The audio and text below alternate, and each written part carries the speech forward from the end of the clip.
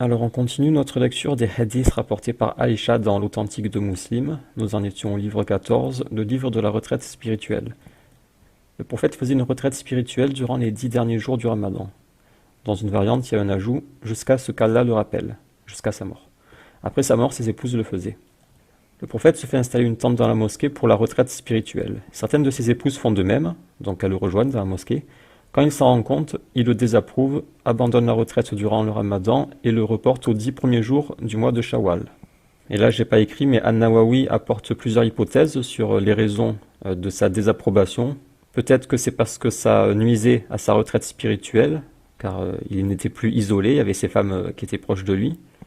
Peut-être parce qu'il craignait que leur retraite spirituelle ne soit pas sincère mais motivée par de la jalousie.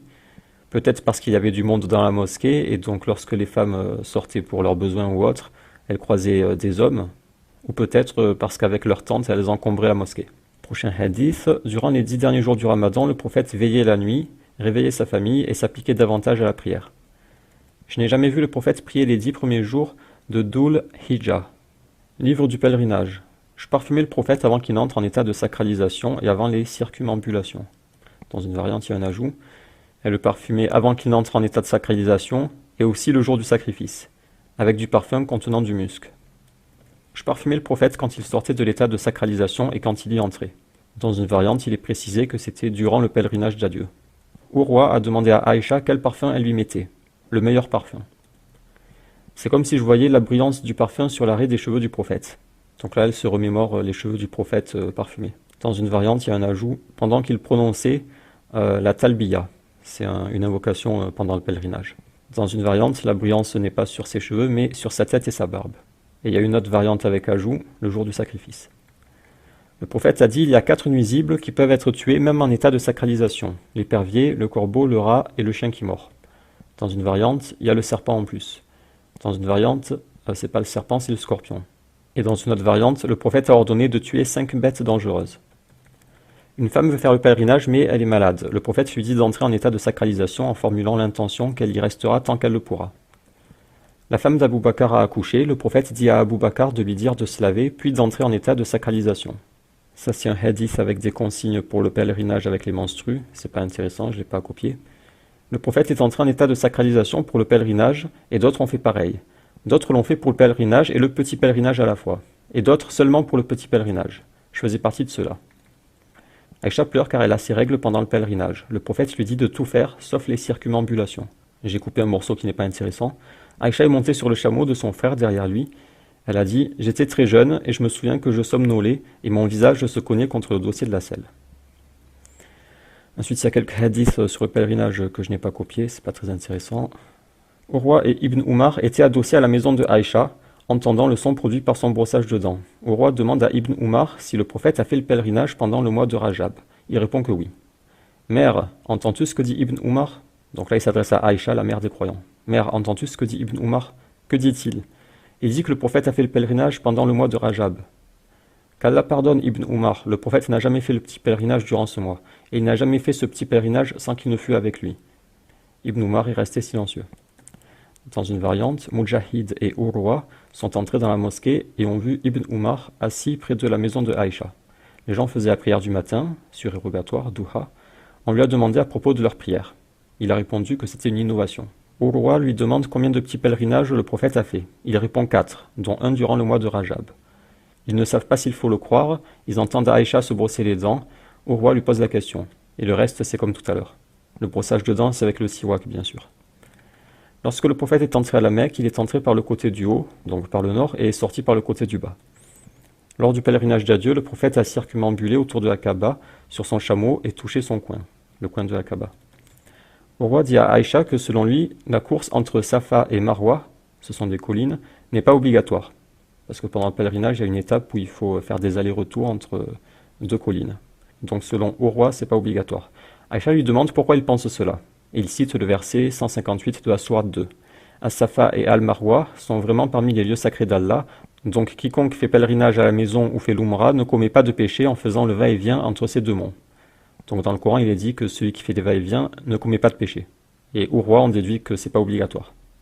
Aïcha lui répond que le pèlerinage n'est pas complet sans cette course, et que s'il avait raison, alors le verset ne dirait pas « ne commets pas de péché en faisant le va-et-vient », mais « ne commets pas de péché s'il ne fait pas le va-et-vient ». Puis elle lui explique le contexte de révélation du verset. Certains compagnons ne voulaient pas faire cette course, car durant la Jahiliya, ça se faisait pour des idoles. Puis le verset a été révélé, et ensuite les gens le faisaient. Une femme du prophète, de forte corpulence, demande la permission au prophète de partir avant les autres lors d'une étape du pèlerinage. Il accepte. Aïcha regrette de ne pas avoir demandé aussi la permission, certainement pour éviter la foule. S'arrêter à Al-Abtah n'est pas une sunna. Le prophète s'y est arrêté parce que c'était plus simple de partir de là pour rentrer. Le prophète envoyait les sacrifices de Médine, donc les animaux sacrificiés, et je leur faisais des guirlandes. Et il ne s'abstenait pas des choses dont le pèlerin s'abstient. Dans une variante, il y a un ajout. C'est comme si je me voyais encore en train de faire les guirlandes pour les sacrifices du prophète. Un autre ajout, et le prophète les marquait. Un autre ajout, je faisais des guirlandes de laine. Quelqu'un envoie une lettre à Aïcha lui disant que Ibn Abbas a dit que celui qui envoie une bête pour sacrifice, il lui est interdit les choses qui sont interdites aux pèlerins, jusqu'à ce que la bête soit morte. Et il demande l'avis de Aïcha. Elle lui répond qu'il se trompe, car le prophète envoyait des bêtes et ne se privait pas des choses interdites aux pèlerins. C'est ce qu'elle a dit au-dessus. Il ne s'abstenait pas des choses dont le pèlerin s'abstient. Ça, c'est un hadith avec une question sur les menstrues que je n'ai pas mise. Le prophète a dit, si ton peuple n'avait pas récemment accepté l'islam, il parle à Aïcha, j'aurais démoli la Kaaba et je l'aurais reconstruite sur les fondations d'Abraham, car lorsque les Quraysh ont construit la Kaaba, ils l'ont réduite. Et j'aurais aussi construit une porte arrière. Dans une variante, il dit qu'il aurait reconstruit la Kaaba au niveau du sol, parce qu'elle est en hauteur. Et il aurait construit 2 portes, une à l'est et l'autre à l'ouest, et il aurait agrandi de 6 coudées. Dans une variante, il y a un ajout. Aïcha demande à propos d'un mur, et pourquoi la porte est si haute. Elle est si haute qu'il faut une échelle pour y accéder. Il lui répond que son peuple a fait ça pour faire rentrer qui ils veulent. Son peuple, le peuple de Aïcha, ça veut dire les Quraysh. Le prophète a dit, il n'y a pas de jour durant lequel Allah libère le plus de serviteurs de l'enfer que le jour d'Arafat. Lorsque nous sommes venus à Médine et que c'était un lieu insalubre, Abu Bakr et Bilal sont tombés malades. Le prophète a dit « Ô Allah, fais de Médine un lieu aussi agréable pour nous que l'était la Mecque, ou davantage. Assainis-la et éloigne sa fièvre vers Al-Juhfa. » Al-Juhfa, c'est un endroit où vivaient des Juifs. Livre du mariage. J'ai demandé au prophète si une vierge mariée par sa famille doit être consultée ou non. Il a répondu « Oui, elle doit être consultée. » Je lui ai dit qu'elle était timide. Il a dit « Alors son silence et son consentement. » Le prophète m'a épousé lorsque j'avais 6 ans, il a consommé le mariage quand j'avais 9 ans. Dans une variante, il y a un ajout, et il est mort quand j'avais 18 ans. Dans un autre ajout, elle raconte quand des femmes l'ont préparé pour le prophète. Dans un autre ajout, elle raconte que ses poupées étaient avec elle. Et dans une variante, c'était 7 ans au lieu de 6 ans. Le prophète m'a épousé le mois de Shawwal et a consommé le mariage le mois de Shawwal. Et qui parmi ces femmes lui était plus chère que moi? An-Nawawi explique qu'il est recommandé de se marier pendant le mois de Shawwal, et que Aïcha voulait répondre aux superstitions de la Jahiliya à propos du mois de Shawwal, selon lesquelles il porterait malheur. Donc pour leur répondre, elle leur disait que le prophète l'avait épousé le mois de Shawwal, et qui parmi ces femmes lui était plus chère que moi. Ça c'est pour insister sur la permission de se marier le mois de Shawwal. Là c'est un compagnon qui demande à Aïcha le montant de la dot du prophète. Elle répond 12 uqiyas et demi, ce qui fait 500 dirhams. C'est la dot qu'il donnait à ses épouses. La femme de Rifa'a est venue voir le prophète. J'ai été marié à Rifa'a, mais il m'a divorcé de façon définitive, donc par la triple répudiation. Ensuite, j'ai épousé Abd-ar-Rahman ibn Zubair, mais ce qu'il a est semblable à la frange d'un tissu. Elle voulait dire par là qu'il est impuissant. Et elle empoignait de sa main un bout de sa robe, pour illustrer. Le prophète sourit et dit « Veux-tu retourner avec Rifa'a? Tu ne peux pas avant d'avoir goûté à son miel et lui au tien, le miel de son mari actuel. » Abu Bakr était près du prophète, et Khalid ibn Saïd, qui attendait à la porte la permission pour entrer, dit « Ô Abu Bakr, entends-tu ce que cette femme dit tout haut en présence du prophète ?» An-Nawawi explique que le miel, dont parle le prophète, c'est l'acte sexuel. C'est-à-dire qu'avant de pouvoir retourner avec son premier mari, elle devait avoir un rapport sexuel avec son mari actuel. Un avis faible, c'est que le miel signifie la rencontre des 2 semences. Al-Hassan al-Basri dit que c'est l'éjaculation. Pour lui, le miel signifie l'éjaculation. Mais les autres savants disent que ce miel, c'est la pénétration. Parce que dans la pénétration, il y a le plaisir et le miel. La quasi-totalité des savants disent que la pénétration suffit. Ensuite se pose la question, faut-il obligatoirement consommer le mariage pour que la femme devienne licite à son ancien mari? Parce que le prophète dit, tu ne peux pas retourner avec ton ancien mari avant d'avoir goûté au miel de ton mari actuel, et lui au tien. Et c'est obligatoire selon la quasi-totalité des savants. Il y en a peut-être qui vont dire que c'est n'importe quoi. sauf que c'est dans le Coran. S'il divorce avec elle, la troisième fois, alors elle ne lui sera plus licite tant qu'elle n'aura pas épousé un autre. Donc pour qu'une femme retourne avec un homme qui l'a répudié, il faut qu'elle épouse quelqu'un d'autre avant. Et selon Saïd ibn al-Musaïb, lorsqu'il est dit « tant qu'elle n'aura pas épousé un autre », ça signifie le contrat du mariage seul. Et donc lui, contrairement à la quasi-totalité des savants, interprète dans ce verset épouser quelqu'un d'autre comme contrat du mariage. Les savants répondent que le hadith explicite ce verset. Peut-être Saïd n'avait-il pas connaissance de ce hadith. Car oui, dans le hadith, c'est clair qu'il faut consommation du mariage. D'après le Qadi Iyad, Saïd est le seul de cet avis avec un groupe de Kharijites. Livre de l'allaitement. Aïcha demande si son oncle par l'allaitement peut lui rendre visite. Le prophète répond oui, l'allaitement rend illicite ce que le lien de sang rend illicite. L'oncle par allaitement de Aïcha lui demande la permission de venir la voir, cela après l'obligation du voile. Aïcha refuse. Quand elle en parle au prophète, il lui ordonne de le laisser entrer. Dans une variante, il y a un ajout. Aïcha dit « C'était la femme qui m'a allaité, et non l'homme ». Le prophète répond « Que tes mains ou ta main droite soient couvertes de terre ». Dans une variante, « Tu ferais mieux de faire entrer ton oncle.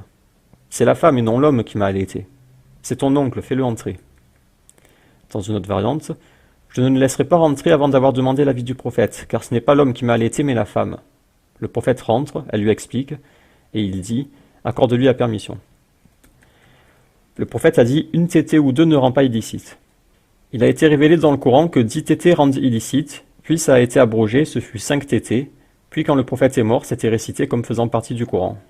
Donc c'est à propos des nourrissons en dessous de 2 ans, et la question c'est à partir de quand le mariage est interdit entre un homme et la femme qu'il a allaité lorsqu'il était nourrisson.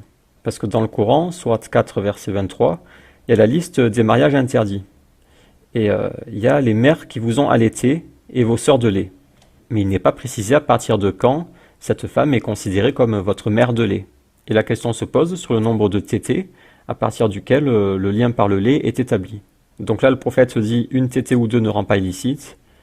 Et là, Aïcha explique qu'il y avait un verset où il était mentionné que 10 tétées rendent illicite. Puis ça a été abrogé, ce fut 5 tétées. Puis quand le prophète est mort, c'était récité comme faisant partie du Coran. Donc elle dit que c'était encore récité, sauf que ça ne figure pas dans le Coran. Et An-Nawawi explique que c'était encore récité car l'abrogation a eu lieu tardivement et certains n'étaient pas au courant. Lorsqu'ils l'ont appris, ils ont cessé de le réciter et toute la communauté s'accorda unanimement que ça ne doit pas être récité comme faisant partie du Coran. Ensuite, il cite les 3 types d'abrogation. Il y a l'abrogation du texte et de la règle. Par exemple, pour les 10 tétées. Le texte a été abrogé, il n'est plus dans le Coran, et la règle aussi, elle a été abrogée. Ensuite, il y a l'abrogation du texte, mais pas de la règle. Par exemple, pour les 5 tétées ou pour la lapidation. Le verset de la lapidation n'est pas dans le Coran, mais la règle est toujours valable. Et il y a l'abrogation de la règle, mais pas du texte. C'est l'abrogation la plus courante. Et maintenant, la discussion sur le nombre de tétées. Donc dans le Coran, c'est pas précisé. Il n'y a pas de nombre précisé. Ensuite, il y a le hadith qui dit « une ou 2 tétées ne rendent pas illicite ». Il est rapporté par Aïcha et par Fadl. Donc ça signifierait que c'est à partir de 3 que ça rend illicite. Il y a l'autre hadith de Aïcha qui dit que les 10 tétées ça a été abrogé et ce fut 5 tétées. Et il y a le hadith où le prophète dit à la mère adoptive de Salim de l'allaiter 5 fois. Et donc d'après ce hadith, ce serait également 5. Il y a un autre hadith qui n'est pas cité par Nawawi dans son commentaire. Il est rapporté par Ibn Abbas qui dit « Même une seule tétée rend illicite ». Donc d'après Ibn Abbas, c'est à partir de 1. Donc on a Ibn Abbas qui nous dit 1, Aïcha et Fadl, c'est la mère de Ibn Abbas, qui disent à partir de 3, et 2 autres hadiths de Aïcha qui disent à partir de 5. Et dans le Coran, c'est pas précisé. D'où la divergence. Selon les Chafiites, c'est 5 tétées. Ils se basent en partie sur le verset des 5 tétées. Selon les Malikites, les Hanafites et la majorité des compagnons, c'est à partir d'une tétée. Selon Daoud, c'est le fondateur de l'école zahirite, c'est à partir de 3 tétées. Et il y a un autre avis qui est faible, c'est à partir de 10 tétées. Les Malikites répondent aux Chafiites, qui disent que c'est 5 tétées. Le hadith de Aïcha ne peut pas servir d'argument, car un texte ne peut pas être établi comme faisant partie du Coran s'il est rapporté par une seule personne. Parce que là, il n'y a que Aïcha qui rapporte ce verset des 5 tétées, et comme ce n'est rapporté que par une personne, ça ne suffit pas pour dire que c'était bien dans le Coran. Lorsqu'un texte rapporté par une seule personne est sujet à la critique, il ne peut pas être appliqué. Prochain hadith. Une femme vient dire au prophète que son mari est dérangé par leur fils adoptif, Salim, qui devient pubère. Le prophète lui dit « Allaite-le, il te sera illicite et la gêne de ton mari disparaîtra. » Elle le fait et confirme que la gêne a disparu. Alors ça c'est le hadith polémique, parce que Salim est pubère. Ce n'est pas un enfant, il est pubère. Et donc le prophète dit d'allaiter son fils adoptif pubère. Dans une variante, il y a un ajout, elle dit « Comment pourrais-je l'allaiter alors qu'il est grand ?» Le prophète sourit et dit « Je sais bien qu'il est grand ». Dans une variante, il est dit qu'un narrateur s'est retenu de narrer le hadith pendant 1 an, puis il a vérifié auprès d'Al-Qasim, qui lui avait rapporté ce hadith. C'est le neveu de Aïcha. « Tu m'as raconté un hadith que je n'ai jamais répété. Lequel est-ce » Donc il lui a dit « C'est le hadith de Salim ». Et il répond « Narre-le d'après moi, d'après Aïcha qui me l'a dit ». Donc là, encore une fois, on constate que lorsque certains rapporteurs ont des doutes, ils procèdent à des vérifications. Lui s'est retenu pendant 1 an de rapporter le hadith parce qu'il le trouvait bizarre. Puis il a vérifié, il est retourné voir le neveu de Aïcha et il lui a confirmé. Donc pour la question de l'allaitement de l'adulte, on en a déjà parlé dans d'autres vidéos. Certains déduisent de ce hadith que le lien par le lait ne s'établit pas que pour les nourrissons, mais également pour ceux au-delà de 2 ans, et même pour les pubères, même pour les adultes. C'est l'interprétation de Aïcha, mais c'est une interprétation minoritaire. On a vu que selon les autres femmes du prophète, le cas de Salim est un cas particulier, et c'est aussi l'avis des 4 écoles, que l'allaitement ça se fait que en dessous de 2 ans. Après il y a des petites divergences, par exemple Abu Hanifa il dit que c'est 2 ans et demi, Malik il dit que c'est 2 ans et quelques jours. Et l'école zahirite est du même avis que Aïcha, que l'allaitement d'une personne adulte rend le mariage illicite. Après il y a la question de comment la mère de Salim l'a-t-elle allaité. L'a-t-elle allaité directement au sein? Dans ce cas cela lui aurait été permis parce que c'était une nécessité, elle était dans le cadre de la nécessité, parce qu'en temps normal, évidemment, c'est interdit. Soit elle a fait boire son lait par le biais d'un récipient. Elle a mis son lait dans un récipient et ensuite elle lui a donné. Salama dit à Aïcha qu'un jeune garçon qui est en train d'atteindre la puberté se rend chez elle, chez Aïcha, mais qu'elle-même n'aimerait pas qu'il vienne chez elle. Aïcha lui dit « Le prophète n'est-il pas un modèle pour toi ?» Et elle raconte l'histoire de Salim. « Le prophète est venu me voir alors qu'un homme était assis près de moi et il n'aimait pas ça. Je voyais de la colère sur son visage et je dis « Prophète, c'est mon frère de lait. » Sachez bien qu'ils sont vos frères de lait, car l'allaitement est par la faim. 2 compagnons se disputent à propos d'un garçon. Saad dit « C'est le fils de mon frère Utba, car il l'a clairement dit. » Ibn Zam'a dit « C'est mon frère, car il est né sur le lit de mon père et de sa femme esclave. » Donc là, ils se disputent à propos de la paternité d'un enfant. Le prophète l'a observé, l'enfant, et a trouvé qu'il ressemblait à Utba. Mais il dit « Il est à toi, Ibn Zam'a, car l'enfant appartient à la couche, et il y a les pierres pour le fornicateur. Saouda bint Zam'a, tu devras te voiler devant lui. » Donc le prophète a constaté qu'il ressemblait davantage à Utba, mais il a attribué à l'autre, car il est né sur le lit de mon père. Il a attribué à ce père-là. An-Nawawi explique que l'enfant est attribué au mari de la femme s'il y a possibilité qu'il soit le père. C'est-à-dire que même si ce n'est pas le vrai père, s'il est possible que ce soit son père, alors il lui est attribué, car c'est le mari légitime de la femme. Et quand le prophète dit « il y a les pierres pour le fornicateur », An-Nawawi explique que les pierres signifient « il n'a pas la paternité de l'enfant ». Et selon un avis faible, ça signifie la lapidation. Un physionomiste a rendu visite au prophète. Oussama et Zaïd, son père, étaient couchés. Il dit « ses pieds sont issus l'un de l'autre ». Le prophète était heureux d'entendre ça et le raconte à Aïcha. Dans une variante, ils avaient une couverture sur leur visage. En fait, le physionomiste n'a pas pu voir leur visage, et c'est à leurs pieds qu'il a vu qu'ils étaient de la même famille. An-Nawawi explique que Oussama était noir et Zaïd était blanc. Leur filiation était critiquée durant la Jahiliya. Le prophète est heureux car ça mettra fin aux critiques, étant donné que les Arabes respectaient les physionomistes avant l'islam.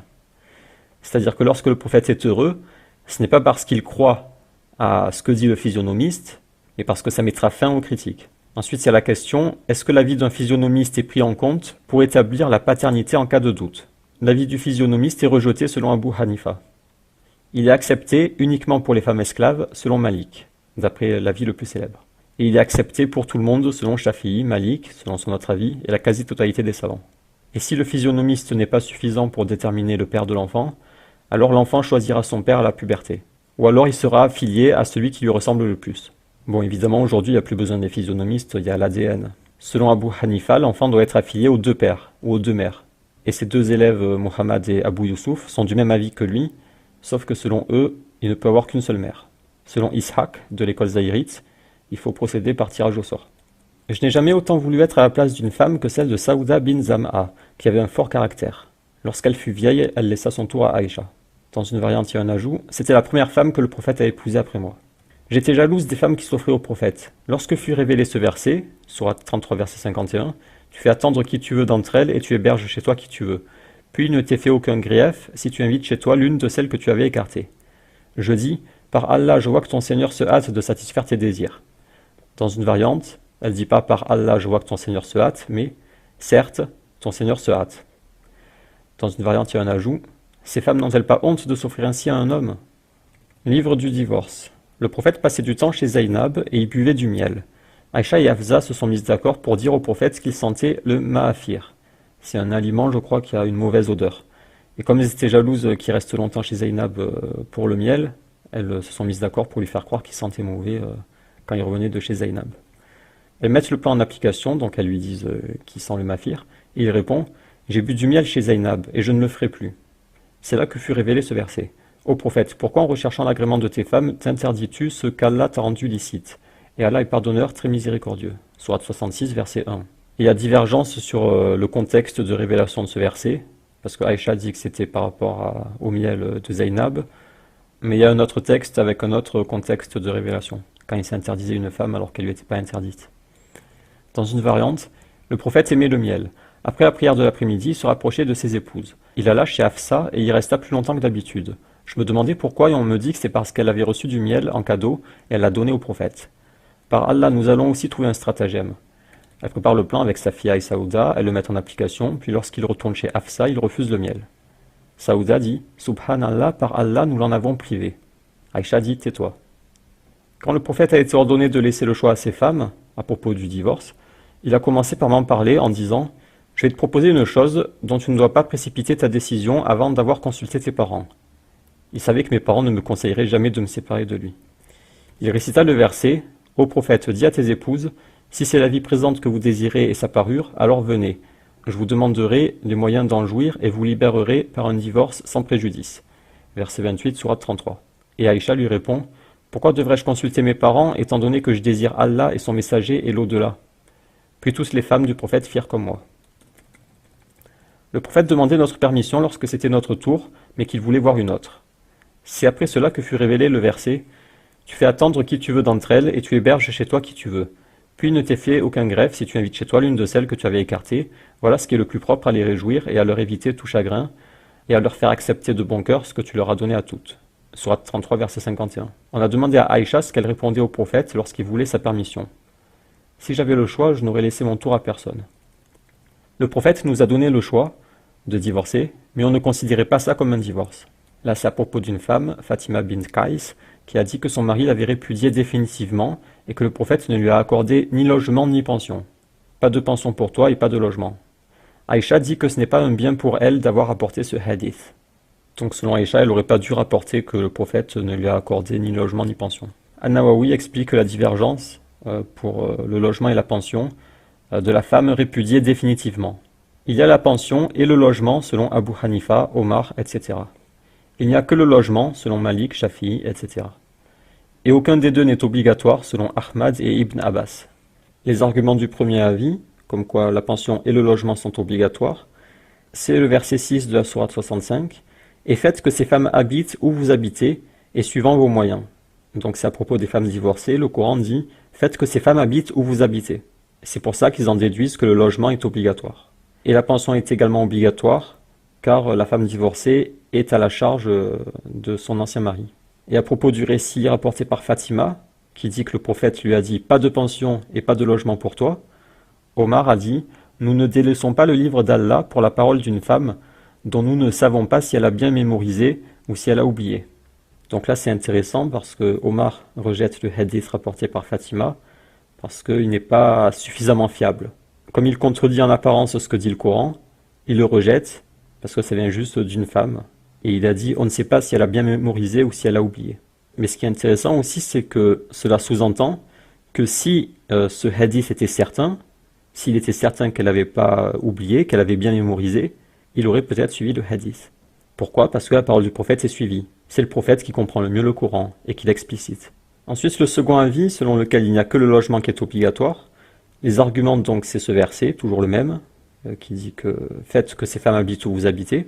Et la pension n'est pas obligatoire, car il y a le hadith de Fatima dans lequel le prophète a dit pas de pension pour toi. et parce que, toujours dans le même verset, et si elles sont enceintes, pourvoyez à leurs besoins jusqu'à ce qu'elles aient accouché. Donc si elles sont enceintes, elles ont la pension jusqu'à ce qu'elles aient accouché, mais cela sous-entend que si elles ne sont pas enceintes, elles n'ont pas de pension, puisque après l'accouchement, les femmes enceintes n'ont plus de pension. Donc celles qui ne sont même pas enceintes, elles n'ont pas de pension. Et le troisième avis, selon lequel aucun des deux n'est obligatoire, donc c'est l'avis de Ahmad, il s'appuie sur le hadith de Fatima, qui dit pas de pension pour toi et pas de logement. Donc Ahmad a généralisé le cas de Fatima, mais ça pourrait très bien être un cas particulier, parce que le prophète dit pas de pension pour toi, l'acquis. Donc peut-être que c'est un cas particulier, qui n'est pas généralisable à toutes les femmes. Et selon Saïd ibn al-Musayyib, c'est un cas particulier, parce que cette femme parlait mal et manquait de respect à ses beaux-parents. Et ce serait pour ça que le prophète lui a dit pas de logement et pas de pension pour toi. Donc vous voyez qu'on a trois avis différents, qui sont tous basés sur le Coran et la Sunna. Ça c'est un hadith rapporté par Aïcha, ou Hafsa, ou les deux. Le prophète a dit, il n'est pas permis à une croyante d'être en deuil plus de 3 jours, à part pour son mari. Le livre de la libération d'esclaves. Aïcha voulait acheter une esclave pour ensuite la libérer, mais ses maîtres ont dit, nous sommes d'accord pour te la vendre à condition que le droit d'héritage nous revienne. Aïcha en a parlé au prophète qui a dit, que cela ne t'arrête pas, le droit d'héritage revient à celui qui a franchi. Barira est venue me voir pour que je l'aide à payer le montant de son contrat d'affranchissement. Donc elle, on avait déjà vu, c'est celle qui avait offert au prophète de la nourriture qu'elle avait reçue en aumône. Et Aïcha avait dit que 3 règles juridiques avaient été connues par le biais de Barira. Donc elle a demandé à Aïcha de l'aider à payer pour sa libération. Je lui ai dit d'aller voir sa famille, et que s'ils le veulent, je paie le montant et j'aurai droit à son héritage. Ils ont refusé et ils ont dit que Aïcha pouvait payer le montant, à condition que le droit d'héritage reste à eux. J'en ai parlé au prophète et il a dit « Achète-la et libère-la, car le droit d'héritage revient à celui qui a franchi. » Puis il s'est levé et a dit « Qu'est-il arrivé aux gens pour qu'ils ajoutent des conditions qui ne sont pas dans le livre d'Allah? Ceci n'est pas valide, même si la condition était posée 100 fois, parce qu'ils ont mis comme condition que le droit d'héritage leur revienne. » Dans une variante, il y a un ajout dans lequel le montant du contrat est précisé. Et Aïcha dit qu'elle est prête à payer en une fois. Le prophète entend la dispute entre Aïcha et l'esclave, et il fait un sermon. Dans une variante, il est dit que le mari de Barira était un esclave. Le prophète a laissé Barira décider si elle voulait rester dans ce mariage. Elle a décidé d'en sortir. Et Aïcha dit que si son mari n'était pas un esclave, le prophète ne lui aurait pas laissé le choix. Livre du contrat d'agriculture. Le prophète entend une dispute à la porte. Un homme veut que ses dettes lui soient remises, et l'autre demande de l'indulgence, mais il refuse. Par Allah, je ne le ferai pas. Le prophète sort. Où est celui qui jure par Allah de ne pas faire de bien? C'est moi, ô prophète. Il fera comme bon lui semble. Lorsque les derniers versets de la sourate La Vache furent révélés, le prophète est sorti et les a récités aux gens, et puis il leur a interdit le commerce du vin. Dans une variante, il est précisé que c'était les versets sur l'usure, et que le prophète est sorti à la mosquée. Le prophète a acheté à terme des céréales à un juif, et lui a donné une cotte de maille, ou dans une variante de fer, comme garantie. An-Nawawi répond à la question « Pourquoi le prophète a-t-il traité avec le juif plutôt qu'avec un compagnon ?» Parce qu'il aurait pu acheter ça à un compagnon, mais il a acheté à un juif. Pourquoi? Donc il y a plusieurs hypothèses. Peut-être pour en montrer la permission, pour montrer qu'il est permis de commercer avec les juifs. Peut-être parce que ce juif avait ce qu'il cherchait. Ou peut-être parce que les compagnons refusaient de recevoir de l'argent de vente de la part du prophète. Alors il est allé voir le juif pour ne pas les embarrasser. Il y avait un litige entre Abu Salama et sa tribu à propos d'une terre. Il en a parlé à Aïcha. Elle lui a dit « Ô Abu Salama, évite cette terre, car le prophète a dit « Celui qui usurpe un empan de terre portera autour du cou 7 terres. » C'est aussi rapporté par d'autres compagnons. Livre du Testament. Le prophète n'a laissé ni dinar, ni dirham, ni chèvre, ni chameau. Et il n'a laissé aucun testament sur ses biens matériels car il n'avait rien. Quand je mets entre parenthèses, c'est parce que c'est pas dans le hadith, c'est des commentaires. Il a été fait mention devant Aïcha que le prophète avait laissé un testament en faveur de Ali. Quand a-t-il fait ce testament alors que je le soutenais sur ma poitrine ou sur mes genoux, et il a demandé une bassine, puis il a succombé sur mes genoux sans que je ne me rende compte qu'il était mort. Alors quand a-t-il fait ce testament en sa faveur? Livre des peines. Le prophète coupait le voleur pour un quart de dinar et plus. Couper, ça veut dire couper la main. Le prophète a dit, on ne coupe pas la main, ou dans une variante, on ne coupe pas la main du voleur, sauf pour un quart de dinar et plus. Donc An-Nawawi liste les conditions pour couper la main du voleur. Il faut que l'objet ait été gardé en lieu sûr, sauf selon Daoud. Il faut qu'il soit clair que le voleur n'a aucun droit sur l'objet. S'il y a un doute, on ne peut pas couper la main. Il faut que la victime porte plainte, et il faut que ça dépasse le montant minimal. Après, il y a les autres conditions. Il faut que la personne ne soit pas folle, qu'elle soit pubère, etc. Et donc, il y a la question sur le montant minimal. D'après Aïcha, le prophète a dit, on ne coupe pas la main sauf pour un quart de dinar et plus. Donc c'est à partir d'un quart de dinar. Mais il y a aussi le hadith rapporté par Ibn Umar. Le prophète a coupé la main pour le vol d'un bouclier d'une valeur de 3 dirhams. Donc on a un quart de dinar selon Aïcha et 3 dirhams selon Ibn Umar. Et An-Nawawi cite la divergence. C'est un quart de dinar selon Shafi'i, Aïcha et la majorité des savants. C'est un quart de dinar ou 3 dirhams selon Malik, Ahmad et Ishaq. C'est 4 dirhams selon certains compagnons. 10 dirhams selon Abu Hanifa et ses disciples. Après, il y a d'autres avis, 1 dirham, 5 dirhams, 40 dirhams. Il y a aussi un avis comme quoi il n'y a pas de minimum. C'est l'avis des Zahirites et des Kharijites. Mais l'avis majoritaire, donc, c'est un quart de dinar. C'est le hadith rapporté par Aïcha. An-Nawawi dit, un quart de dinar est l'avis authentique, car le prophète a fixé explicitement ce montant. Et pour le bouclier de 3 dirhams, on doit comprendre que ça valait plus qu'un quart de dinar, et c'est un cas particulier non généralisable. Et en réponse aux Hanafites, qui disent que c'est à partir de 10 dirhams, les hadiths sur le bouclier de 5 ou 10 dirhams sont daïfs. Du vivant du prophète, on ne coupait pas la main du voleur pour moins du prix d'un bouclier ou d'une armure, les deux ayant une certaine valeur. Les Quraysh s'inquiétaient pour une femme qui avait volé. Qui ira parler d'elle au prophète? Qui d'autre que Oussama ibn Zaïd, le bien-aimé du prophète, osera? En fait, il voulait intercéder pour pas que sa main soit coupée. Alors Oussama lui en a parlé. Le prophète dit alors, « Es-tu en train d'intercéder à propos d'une peine prescrite par Allah ?» Puis il se leva et dit, « Ô les gens, ceux qui sont venus avant vous ont péri, car lorsqu'une personne de haut rang volait, il l'épargnait. Et si quelqu'un de bas rang volait, il lui appliquait la peine prescrite. Par Allah, si Fatima, fille de Muhammad, volait, je lui couperai la main. » Dans une variante, il est dit que c'était après la conquête de la Mecque, que cette femme a été amenée au prophète, que le visage du prophète a changé de couleur quand Oussama a voulu intercéder. Oussama demande pardon. Il fait un discours quand la nuit est tombée. Le discours là où il dit si ma fille volait, je lui couperai la main. Puis il donna l'ordre et sa main fut coupée. Aïcha dit, son repentir était sincère. Plus tard, elle s'est mariée et elle venait me voir, et je transmettais ses besoins au prophète. Dans une autre variante, une femme de la tribu de Makhzoum empruntait des choses aux gens et ensuite niait l'avoir fait. Le prophète ordonna que sa main soit coupée. Ses proches sont venus parler à Oussama ibn Zaïd pour qu'il intercède pour elle. Et la suite du hadith, c'est la même chose. Livre des décisions judiciaires. Hind est venu voir le prophète. Abu Sufyan est avare.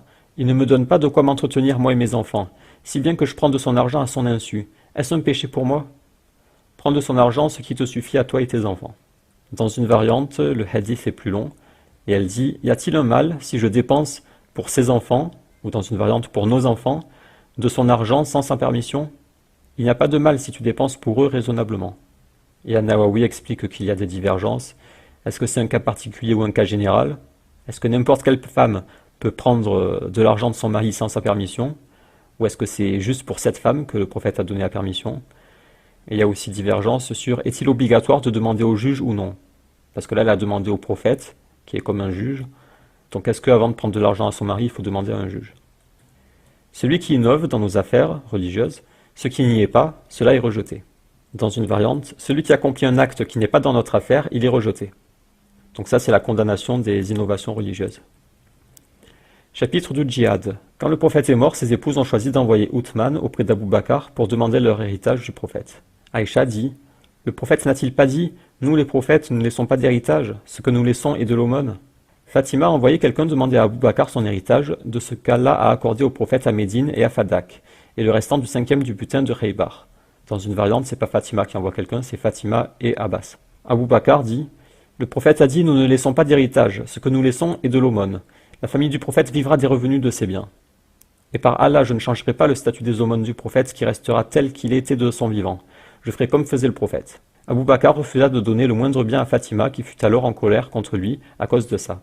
Elle l'ignorait et ne lui parlait plus jusqu'à la fin de sa vie. Elle vécut 6 mois après la mort du prophète. Quand elle est morte, son mari Ali l'a enterrée à la nuit. Il n'a pas informé Abou Bakr de sa mort et a fait la prière funéraire lui-même. Du vivant de Fatima, Ali recevait de l'attention de la part des gens. Après sa mort, il sentit un éloignement sur leur visage envers lui. Alors il a cherché à faire la paix avec Abou Bakr et lui a porté allégeance. Il ne l'avait pas encore fait durant ces mois. Il a envoyé quelqu'un demander à Abou Bakr de lui rendre visite seul. Il ne voulait pas que Oumar soit là. Oumar a dit, « Par Allah, tu ne vas pas leur rendre visite seul ?» Abou Bakr a répondu, « Que vont-ils me faire? Par Allah, je leur rendrai visite. » Donc Abou Bakr y va. Ali fait un discours, en commençant par la Shahada. Il dit, « Nous reconnaissons ton excellente moralité et ce qu'Allah t'a accordé. Nous n'envions pas ta faveur d'être calife. qu'Allah t'a accordé. Mais tu l'as fait seul, c'est-à-dire sans nous consulter. Et nous pensions que nous avions le droit d'être consultés, compte tenu de notre lien de parenté avec le prophète. Il continua son discours jusqu'à ce que Abu Bakr pleure. Abu Bakr dit « Par Allah, les proches parents du prophète me sont plus chers que les miens. En ce qui concerne notre litige à propos des biens, je ne me suis point écarté de la justice, ni égaré, et je n'ai pas fait autre chose que ce que le prophète faisait. » Ali dit « Cet après-midi sera pour l'allégeance. » Après sa prière de midi, Abu Bakr fait un sermon en parlant du statut de Ali, expliquant son retard à porter allégeance, et implorant pardon à Allah. Puis Ali vante les mérites d'Abu Bakr et explique pourquoi il refusait. Ce n'était pas par jalousie, mais parce qu'il n'a pas aimé ne pas avoir été consulté. Les musulmans ont été satisfaits et ont dit « Tu as fait la bonne chose ». Et ils étaient à nouveau attentionnés envers Ali depuis qu'il a agi correctement. Dans une variante, Abu Bakr dit « Je ne ferai rien d'autre que ce que faisait le prophète. Je crains que si j'agis contre ses consignes, je dévie de droit chemin. » Et il est aussi dit que Oumar a donné les revenus de Médine à Ali et à Abbas, et finalement c'était juste à Ali, et les biens de Khaybar et de Fadak, il les a gardés pour ses devoirs et en cas de nécessité. Ses devoirs en tant que calife. Saad a été blessé le jour de la bataille de la tranchée. Une flèche a percé une artère de son avant-bras. Le prophète a dressé une tente pour lui dans la mosquée et se renseigner sur son état de santé. Lorsqu'il est revenu de la tranchée, qu'il a déposé les armes et qu'il s'est lavé, Djibril lui est apparu. Il retirait de la terre de ses cheveux et dit « Tu as déposé les armes, par Allah nous ne l'avons pas fait, alors marche contre eux. » Le prophète demanda où, et Djibril désigna les Banu Quraïda. Alors le prophète les combattit. Ils se rendirent au jugement du prophète, mais il le confia à Saad qui dit « Mon jugement est que ceux étant capables de combattre soient tués, leurs femmes et enfants faits prisonniers et leurs biens distribués. » La blessure de Saad commençait à cicatriser. Il a invoqué pour être soigné si la guerre n'était pas encore terminée, afin de pouvoir combattre à nouveau, ou pour que sa plaie s'ouvre si la guerre était terminée, afin de mourir de sa blessure. En fait, il voulait mourir en martyr. Sa plaie s'est mise à saigner. Les gens n'avaient pas peur, sauf quand le sang coulait vers eux. Dans la mosquée, il y avait aussi la tente des Banu Rifar. Ils ont dit « Oh les gens de la tente, qu'est-ce qui nous arrive de chez vous ?» C'était la blessure de Saad qui saignait, et il en est mort. « Ô prophète, as-tu vécu un jour pire que le jour de Uhud ?» Il lui répond « Le jour de Aqaba », lorsqu'il a invité quelqu'un à l'islam et qu'il a refusé. Djibril était apparu, il lui avait dit qu'Allah lui a envoyé un ange des montagnes pour qu'il puisse lui ordonner ce qu'il veut à propos de ce peuple. L'ange lui propose de les écraser sous les deux montagnes. Et le prophète avait dit « J'espère plutôt qu'Allah fasse naître de leur descendance des personnes qui adoreront Allah l'unique sans rien lui associer. » En chemin pour Badr, un homme vient rencontrer le prophète pour le rejoindre et avoir une part du butin. Il lui demande s'il croit en Allah et son messager. Il répond que non. « Va-t'en, je ne cherche pas l'aide d'un associateur. » Une autre fois il revient, ils se disent la même chose. Et la troisième fois, il répond oui. Et le prophète accepte qu'il le rejoigne. Livre du gouvernement. Là j'ai coupé le début du hadith, ce qui n'est pas intéressant. Le prophète dit « Ô Allah, celui qui a une autorité sur ma nation et se comporte durement envers eux, soit dur contre lui.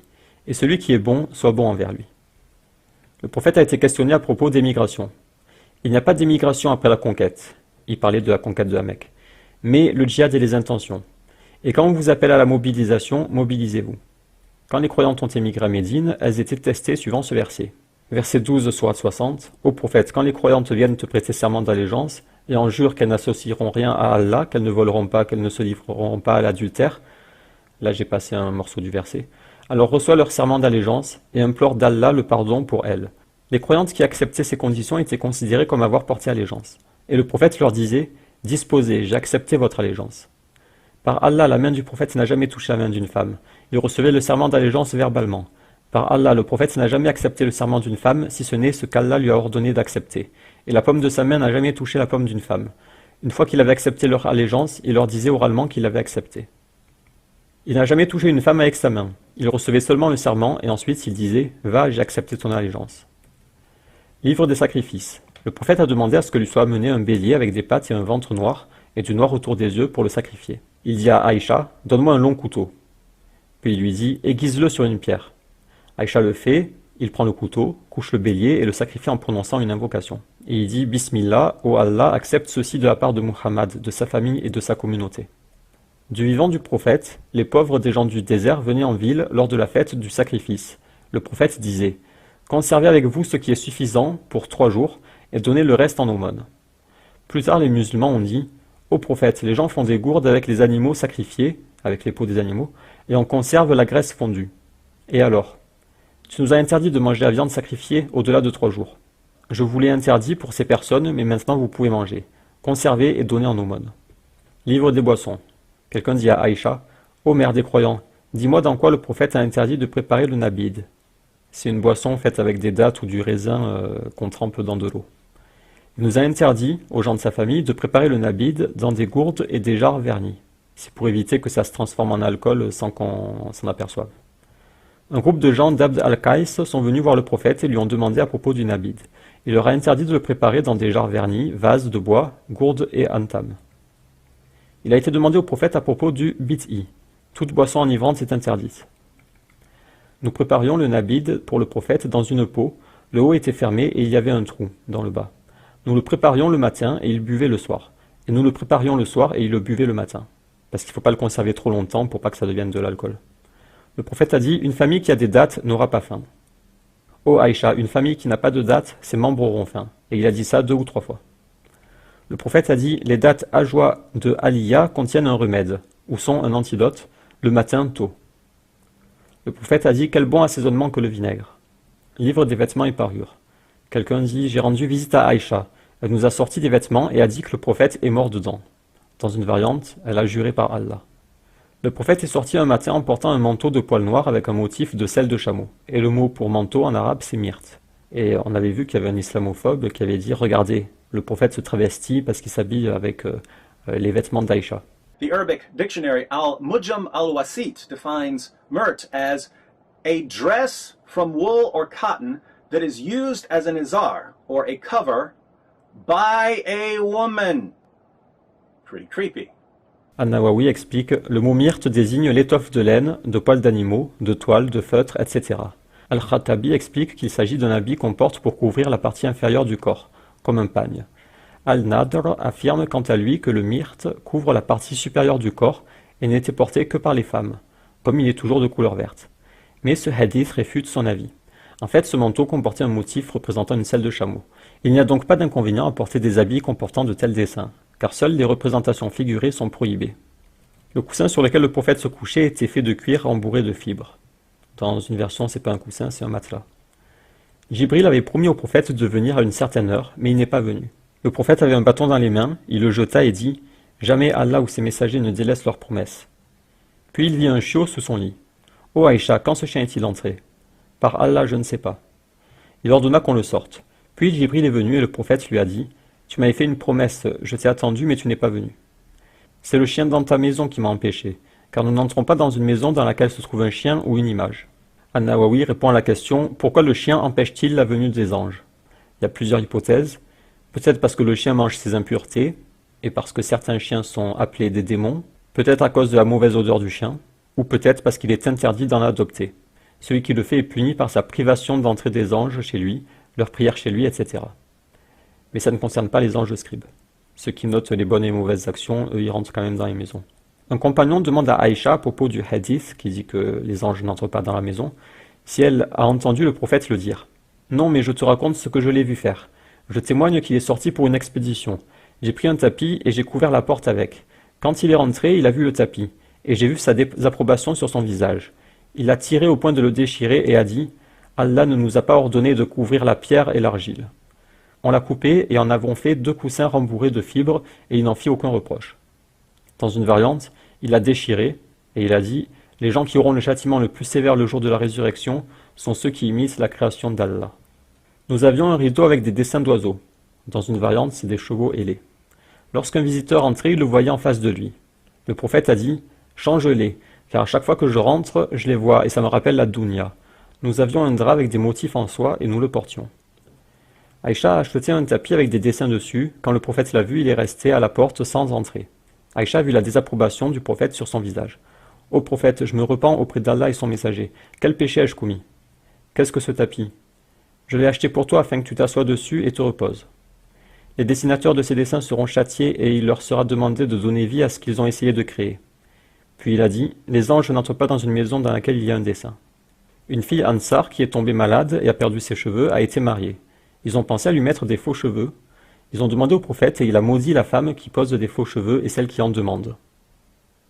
Dans une variante, c'est son mari qui veut qu'on lui mette des faux cheveux. Et le prophète a dit « La femme qui ajoute des faux cheveux est maudite. » An-Nawawi explique que s'ajouter des cheveux d'humain, c'est interdit d'après les hadiths et d'après la dignité humaine. qui interdit d'utiliser une partie d'un corps humain. Pour les chevaux faits à partir de poils d'animaux, il dit que c'est interdit d'après les hadiths et parce que c'est impur. Et pour le reste, pour les perruques artificielles par exemple, il dit qu'il y a une exception pour la femme qui a un mari ou un maître. Il y a plusieurs avis. Il y a un avis selon lequel ça lui est permis. Un deuxième avis, ça lui est permis à condition que son mari ou son maître lui autorise. C'est l'avis le plus authentique d'après An-Nawawi. On rappelle que l'école de An-Nawawi, c'est l'école chafiite. Et il y a un troisième avis selon lequel c'est illicite. Et c'est pareil pour la teinture du visage ou des cheveux, pour le henné sur les doigts. C'est licite s'il y a la permission du mari ou du maître. Et les avis des autres écoles, c'est pas précisé dans son commentaire, mais je les ai mises. Donc selon les chafiites, c'est permis si son mari l'autorise. Selon les hanafites, c'est permis tout court. Selon les malikites, c'est interdit.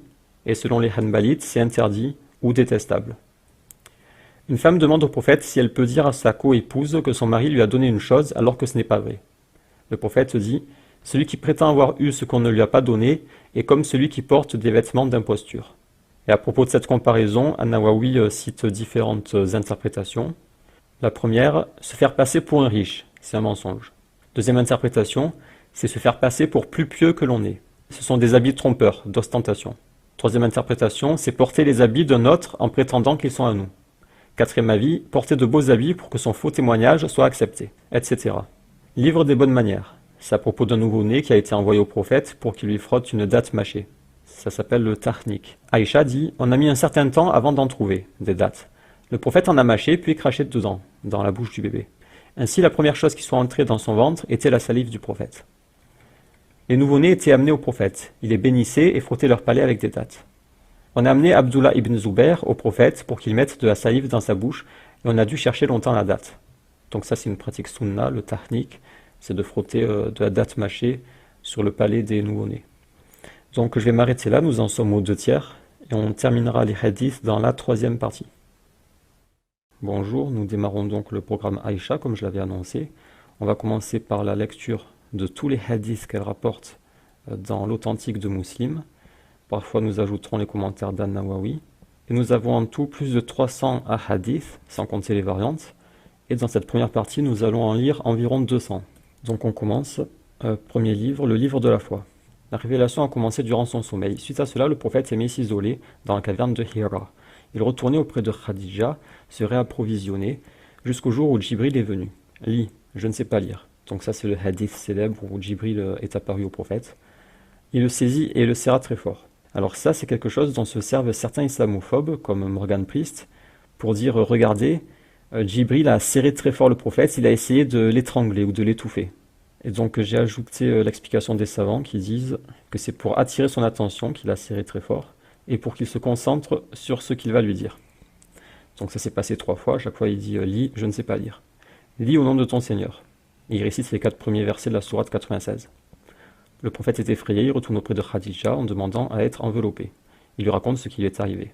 Elle le rassure en lui disant qu'Allah ne peut pas lui vouloir du mal, car il entretient les liens de parenté, il dit toujours la vérité, le prophète, il soulage les fardeaux des gens, il aide les nécessiteux, il est hospitalier et aide les gens dans leur malheur.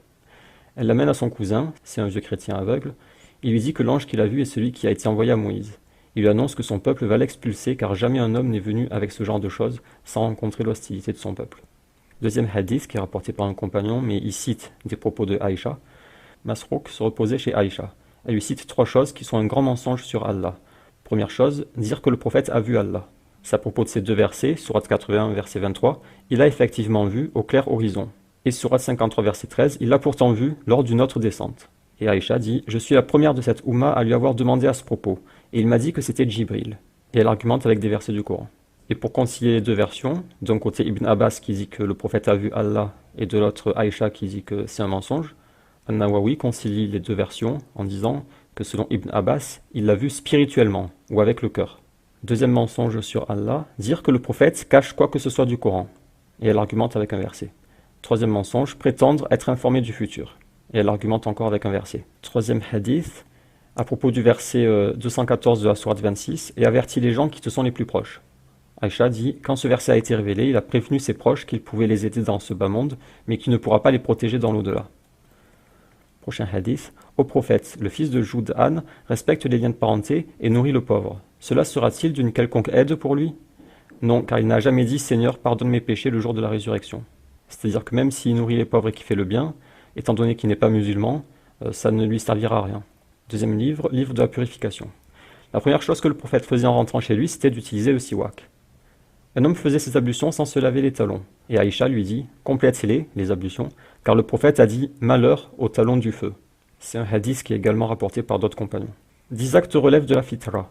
Se couper la moustache, laisser la barbe pousser, utiliser le siwak, renifler de l'eau, se couper les ongles, se laver les plis des doigts, s'épiler les poils sous les aisselles, se raser le pubis, se laver les parties intimes avec de l'eau.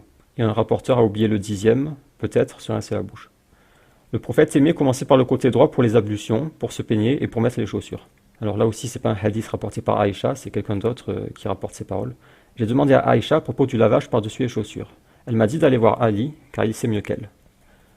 Le prophète a béni des bébés et leur a frotté les dattes mâchées contre leur palais. Un bébé a uriné sur le prophète. Il a demandé de l'eau et a rincé avec sans laver. Un homme qui était invité chez Aïcha lavait ses vêtements. Là, c'est à propos du sperme sur les vêtements. Elle lui dit que le gratter est suffisant. Et s'il ne sait pas où se trouve la tache, il suffit de rincer la zone. Car lorsqu'elle voyait une tache sur les vêtements du prophète, elle le grattait et il faisait la prière avec.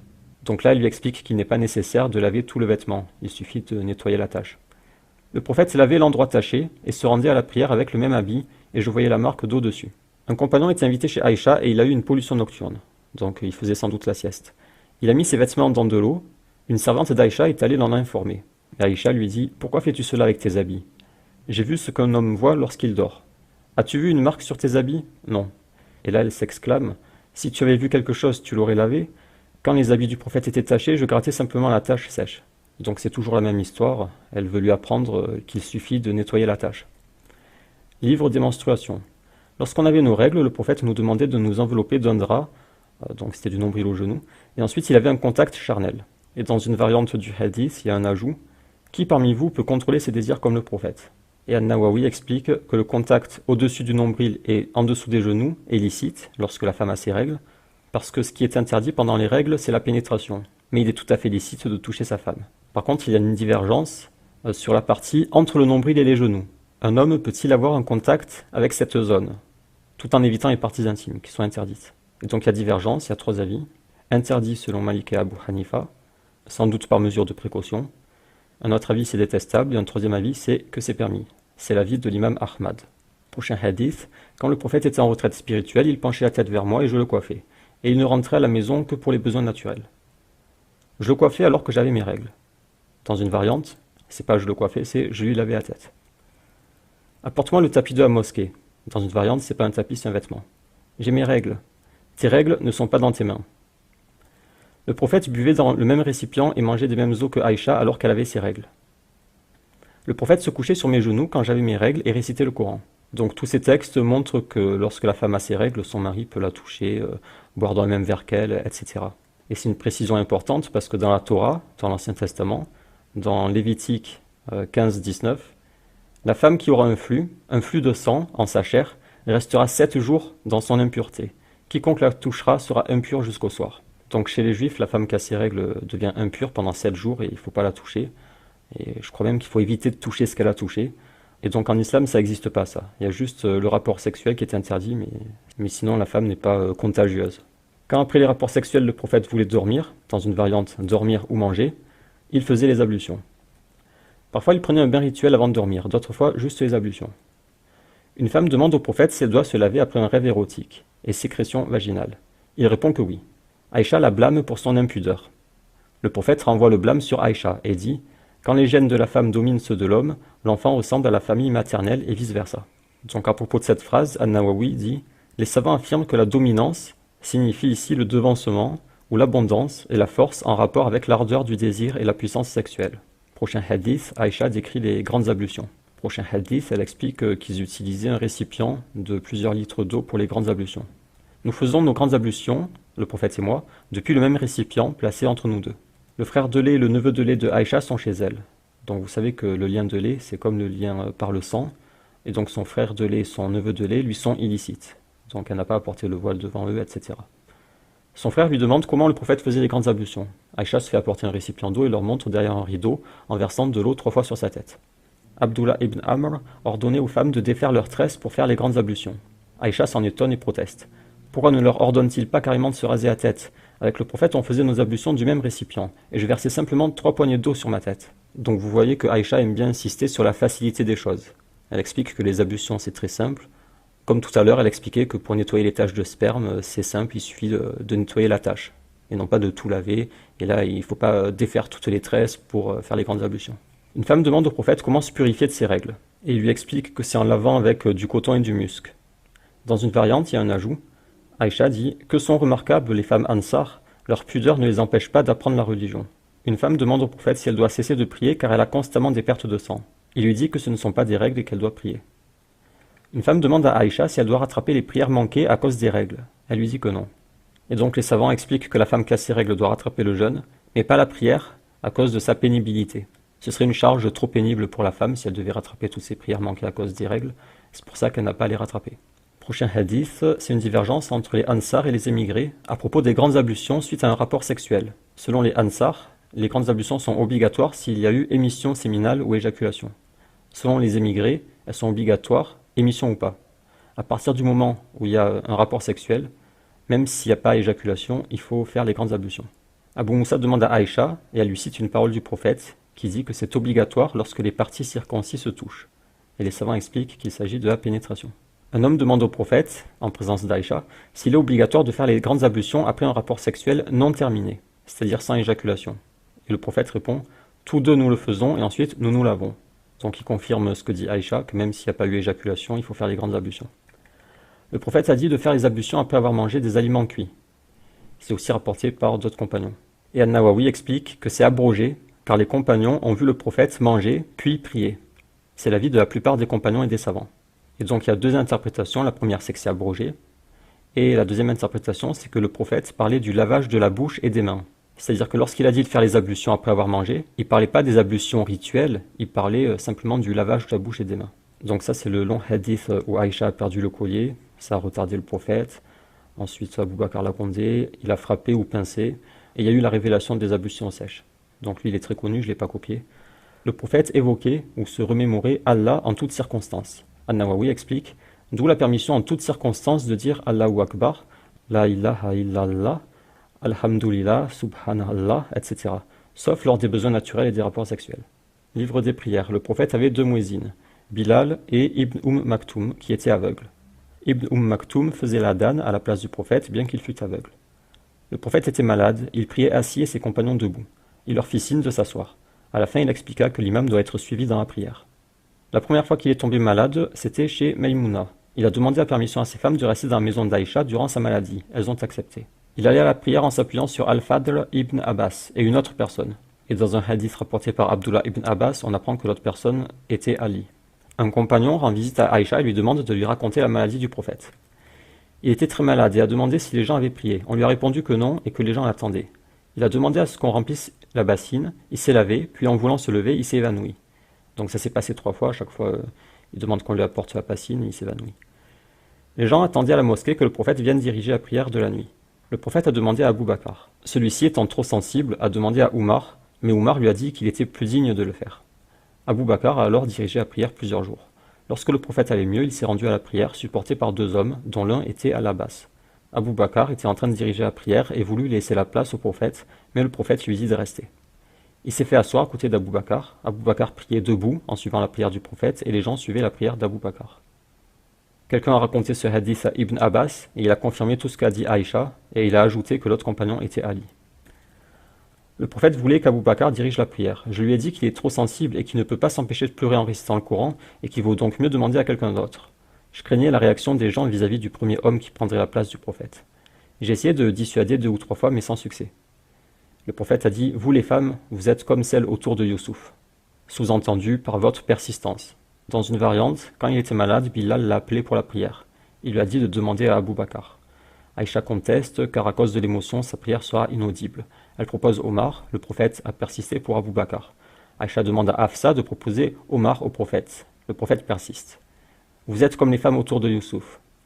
Quand la prière a commencé, le prophète se sentit un peu mieux et 2 personnes l'ont accompagné à la mosquée. Abu Bakr voulait lui laisser la place, le prophète lui a fait signe de rester et il s'est mis à sa gauche. Le prophète dirigeait la prière assis, Abu Bakr le faisait debout et les gens suivaient la prière d'Abu Bakr. Si le prophète voyait ce que les femmes ont innové, il les empêcherait d'aller à la mosquée, tout comme l'ont été les femmes de Bani Israël. Et Al-Nawawi explique que ce qu'ont innové les femmes, c'est la parure, les soins, le parfum, l'habillement. À propos du verset 110 de la sourate 17, « Et dans ta prière, ne récite pas à voix haute, et ne l'y abaisse pas trop, mais cherche le juste milieu entre les deux. » Aïcha dit, ce verset est descendu à propos de l'invocation. C'est-à-dire que pendant la prière, lorsque tu fais des invocations, il faut que la voix soit dans le juste milieu. Et selon Ibn Abbas, ça a été descendu à propos de la prière à la Mecque, à cause des polythéistes. Il ne fallait pas que les musulmans prient trop fort pour pas que ça provoque la colère des Mécois. Et donc il y a une divergence sur le contexte de révélation de ce verset. Le prophète disait souvent en s'inclinant et en se prosternant, donc je vous ai mis la formule en arabe, donc il faisait des louanges et il demandait pardon. Avant sa mort, il récitait souvent cette formule. Aïcha lui demande ce qu'il récite.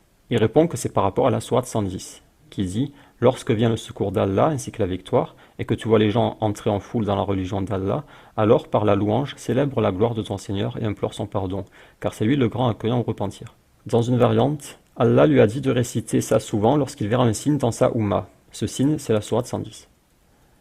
Depuis la révélation de ces versets, je le voyais toujours faire cette invocation durant sa prière. Un soir, le prophète avait disparu du lit. J'ai pensé qu'il s'était rendu chez une de ses autres femmes. Je l'ai cherché et je l'ai trouvé incliné ou prosterné en train de réciter cette invocation. Et elle dit qu'elle a eu honte d'avoir imaginé qu'il était allé voir une de ses femmes alors qu'il était en train de prier. Là, elle décrit la prière entièrement et elle dit « Le prophète a interdit de s'asseoir sur les talons, c'est ce qu'on appelle la posture du diable, et d'écarter les bras comme un animal. » Quelqu'un lui a demandé la taille de la soutra, l'objet séparateur. Il a répondu la hauteur du dossier d'une selle. Le prophète faisait la prière, de nuit, surérogatoire, alors que j'étais allongé entre lui et la Qibla.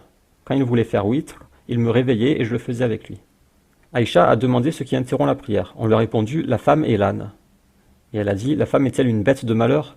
J'étais allongé devant le prophète et il faisait la prière. » Dans une variante, quelqu'un a parlé à Aïcha de l'invalidité de la prière par le passage d'un âne, d'un chien ou d'une femme. Elle a dit « Tu nous as comparé à des ânes et des chiens. Par Allah, j'ai vu le prophète prier alors que je me trouvais devant lui. Je craignais de le déranger, alors je me suis moi-même retiré discrètement. » Donc c'est un hadith qui circulait, qui disait que le passage d'un âne, d'un chien ou d'une femme rendait invalide la prière. Et Aïcha dit que ce n'est pas vrai car elle a vu le prophète prier alors qu'elle était devant lui. Alors là, il faut faire attention, parce que certes, Aïcha corrige le hadith, mais ça ne veut pas dire qu'elle a raison et que le hadith est faux. Parce que si le prophète avait vraiment dit ça, le passage d'un âne, d'un chien ou d'une femme, ce n'est pas pour mettre la femme dans la même catégorie que l'âne et le chien. Aïcha dit « Tu nous as comparé à des ânes et des chiens ». Mais si ce hadith était vrai, ce ne serait pas pour les mêmes raisons que le chien et la femme invalideraient la prière. Le chien, ce serait pour son impureté, et la femme, ce serait parce que c'est une source de tentation. Donc il se peut très bien que Aïcha ait mal interprété ce que voulait dire le prophète, et qu'elle rejette le hadith alors qu'il était vrai. Donc il faut faire attention, lorsqu'un compagnon rejette un hadith, ça ne veut pas forcément dire que ce hadith est faux. Et Al-Nawawi explique que selon Ahmad, seul le chien noir invalide la prière. Selon Abu Hanifa, Malik, Shafi'i et la quasi-totalité des savants, il n'y a pas invalidité, mais seulement interruption, c'est-à-dire qu'il y a un risque de déconcentration. Je dormais et mes jambes se trouvaient entre le prophète et la Qibla. Quand il s'est prosterné, il m'a pincé ou tapoté, je ne sais pas comment traduire, et j'ai plié les jambes. Puis quand il s'est levé, je les ai couchées. Nous n'avions pas de lampe dans les maisons. Alors ça, c'est une précision importante, parce que ça indique qu'il faisait sombre. Et donc dans l'obscurité, la femme est moins susceptible de déconcentrer durant la prière. Et donc il y a deux facteurs à prendre en compte, c'est l'obscurité et le statut du prophète. Il se peut que le prophète puisse prier avec sa femme devant lui, mais que le musulman lambda, lui, ne puisse pas, parce qu'il y a trop de risques de tentation et de déconcentration. Le prophète priait la nuit et j'étais à côté de lui en période de règles. Une partie de mon drap était de son côté. Al-Nawawi explique qu'il y a deux règles à tirer de ce hadith. La première, c'est que la femme en période de règles, à côté du prieur, n'annule pas sa prière, à part selon Abu Hanifa. Et l'autre règle, c'est que ses habits sont purs, à part la partie souillée. 5e livre, le livre des mosquées et des lieux de prière. Habiba et Salama ont parlé d'une église qu'elles avaient vue en Abyssinie dans laquelle il y avait des images. Le prophète a dit « Quand un pieux parmi eux meurt, ils érigent un lieu d'adoration sur sa tombe et la décorent avec des images. Ils seront les pires des créatures aux yeux d'Allah le jour du jugement. » Durant sa maladie mortelle, le prophète a dit « Allah a maudit les juifs et les chrétiens pour avoir fait des tombes de leurs prophètes des lieux de culte. » C'est pour éviter ça qu'on n'a pas mis la tombe du prophète en évidence. Le prophète a vu un crachat sur le mur faisant face à la Qibla et l'a retiré. Le prophète priait avec un vêtement sur lequel il y avait des dessins. Apporte-le à Abu Jahm et ramène-moi un habit uni, car ces dessins m'ont distrait. Deux vieilles juives sont venues et m'ont parlé du châtiment de la tombe, mais je ne voulais pas les croire. J'en ai parlé au prophète et il a dit « Elles ont dit vrai ». Ils sont châtiés et les animaux peuvent l'entendre. Depuis, le prophète cherchait toujours refuge contre le châtiment de la tombe en prière. Dans une variante, le prophète est venu chez moi alors qu'une juive me disait « Sais-tu, il y a une erreur là, sais-tu que vous serez éprouvés dans la tombe ?» Le prophète a tremblé et il a dit que ce ne seront que les juifs qui seront éprouvés. Quelques nuits plus tard, le prophète m'a dit qu'il avait eu une révélation « Vous serez éprouvés dans la tombe ». Depuis ce jour, le prophète cherchait refuge contre le châtiment de la tombe. J'ai entendu le prophète chercher refuge contre l'épreuve du Dajjal. Ça, c'est un hadith sur la salutation finale lors de la prière, je ne l'ai pas copié. Celui qui rattrape une prosternation avant le coucher ou le lever du soleil, il aura rattrapé la prière. Et An-Nawawi explique que ça veut dire que pour les retardataires, s'ils font une unité de prière à l'heure, alors la prière est valide. Ensuite, il y a un hadith sur l'horaire de la prière de Asr. Les femmes faisaient soupe avec le prophète, puis repartaient enrobées dans leur manteau. On ne pouvait pas les reconnaître. Dans une variante, il y a un ajout, à cause de l'obscurité. Livre des prières en voyage. La prière a été prescrite avec 2 raka'at. La prière de voyageur resta ainsi, mais la prière sédentaire fut complétée. Je n'ai jamais vu le prophète faire la prière du matin, duha, c'est une prière surérogatoire, mais moi je la faisais. Et si le prophète délaissait un acte qu'il aimait, c'était pour éviter que les gens le pratiquent constamment et qu'il devienne obligatoire. An-Nawawi explique qu'elle ne l'a jamais vu car il n'était pas toujours chez elle. Pour la prière du matin, il faisait 4 raka'at et parfois davantage. Donc là, il y a une contradiction parce que ici elle dit qu'elle ne l'a jamais vu faire cette prière, et là elle donne le nombre de raka'at pour cette prière. Et donc la méthode, lorsqu'il y a des contradictions comme ça, des contradictions en apparence, c'est de supposer que peut-être il manque des éléments qui feraient disparaître cette contradiction en apparence. Donc An-Nawawi explique qu'elle a peut-être appris ça plus tard, c'est-à-dire qu'elle ne l'a jamais vu faire cette prière, mais plus tard, elle a appris qu'il la faisait. Ou alors, elle l'a appris de quelqu'un d'autre. Peut-être qu'effectivement, elle ne l'a jamais vu faire cette prière, mais que quelqu'un d'autre lui a dit qu'il le faisait avec 4 raka'at. Le prophète faisait 2 raka'at surérogatoires quand il entendait l'adhan et il les raccourcissait. Dans une variante, c'est entre l'adhan et l'ikama de soub. Dans une variante avec un ajout, il les raccourcissait au point où je me demandais s'il récitait seulement la Fatiha. Les prières surérogatoires avec lesquelles il était le plus exigeant étaient les 2 raka'at avant soub. Le prophète a dit « Les 2 raka'at de soub sont meilleurs que ce monde et tout ce qu'il contient ». Dans une variante, « Ces 2 raka'at me sont plus chers que le monde entier ». Le prophète priait la nuit longtemps.